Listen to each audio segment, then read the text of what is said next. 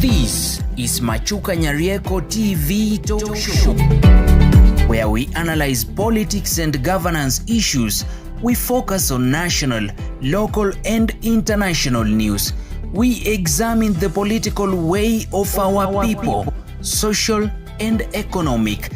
Nyarieko TV Talk Show, the house of ideas.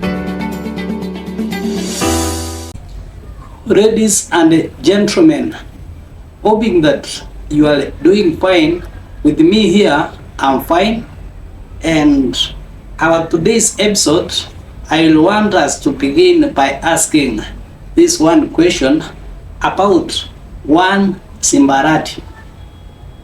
Do you think by 2027 Simba Arati will be in ODM, or is Simba Arati quitting ODM?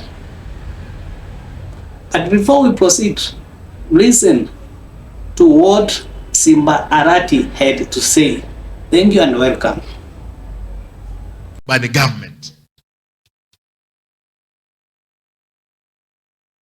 It's unfortunate. Now, ndio unaona mtu analeta kwa TV. There's people scaring us. You know, us, we have the numbers. We want to tell you we have numbers, and we're going to ask our people going forward. This vote must account. Mkiona opportunity kidogo ikitokea inaenda mahali pamoja.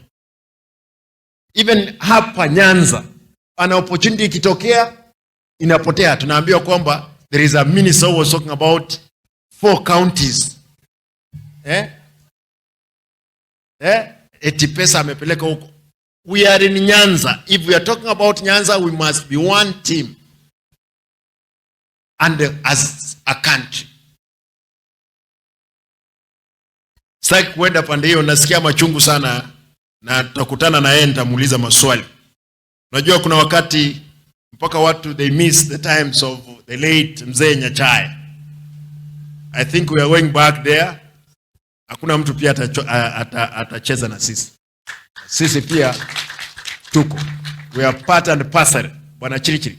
We are part and parcel of this country.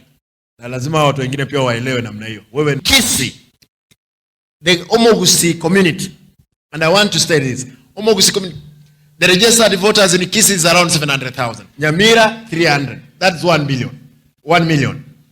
Then, if you check around the country, Nairobi, we have around 300,000.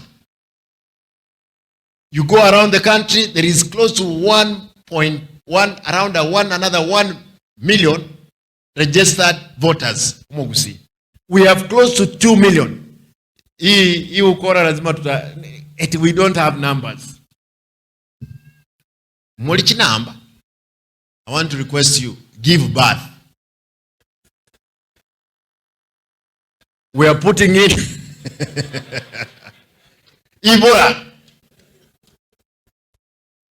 Ibora and registered voters so that people can realize we are men. Actually, as a community, even if you collect it, we have only 9 constituencies. Therefore, the money which has been sent to one constituency of a member of parliament is equivalent 10 constituencies. You saw the other day in this revenue sharing, some people, because they are in CRA, they have allocated more, even taking away more money from the allocations we have in counties into their regions. Then we are busy abusing each other here, fights to show off, nothing. One member of parliament in Murang'a allocated himself, because he was the chairman of budget in parliament, 1 billion. Whereas, actually 1 point, I don't know what billion. 1.5 billion.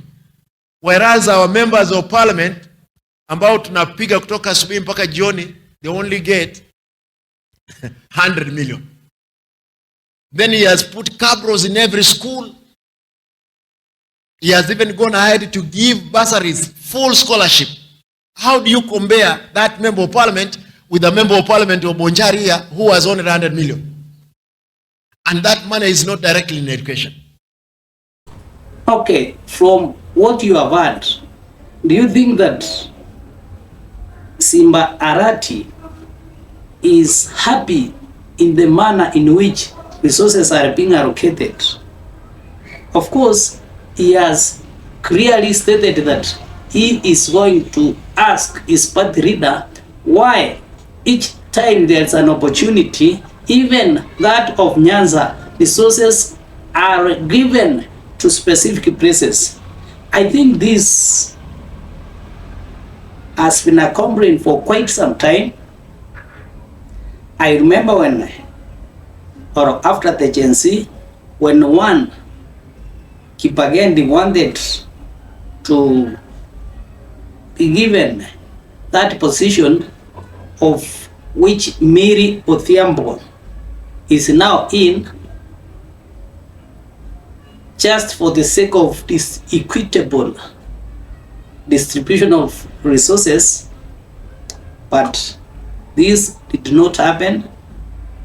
When it came to several resources, major appointments, you find that they are left out, including that of the permanent secretary, which is not in Kisii. Simba Arati has clearly stated, nearly giving the figures in which the people of Kisii carry with them.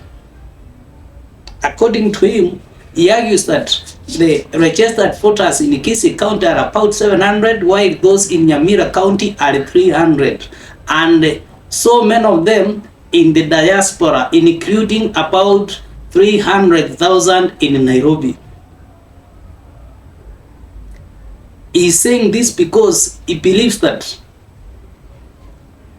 they are being sidelined because some argue that they have numbers.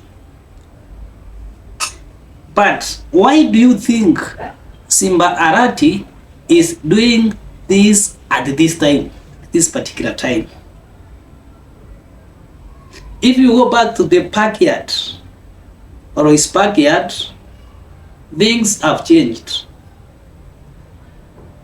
People are no longer in ODM.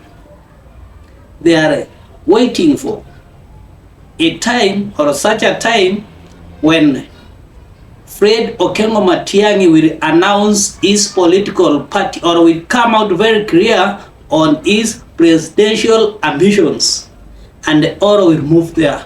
And Simba Arati, being that clever, he does not want to be left out. He has to start by speaking out the evils that he has seen or experienced. That's why he's bringing in people like Simeon Nyachai, who are able to unite the people ahead of 2002, whereby the Kisii MPs all came from one political party, that is 40 people. In today's Kenyan society, it appears that it is next to impossible if you just join the ruling party, because in one way or another you lose that bargaining power. See, the other day Kindiki was put or was imposed as a deputy president of the Republic of Kenya, but because he has no political party, he has again been displaced through the merger of UDA and ANC.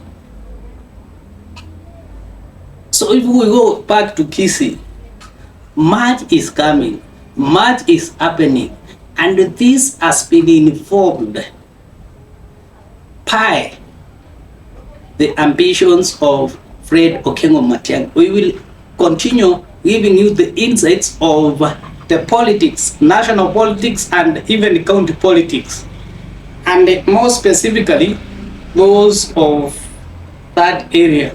Thank you and have a blessed evening.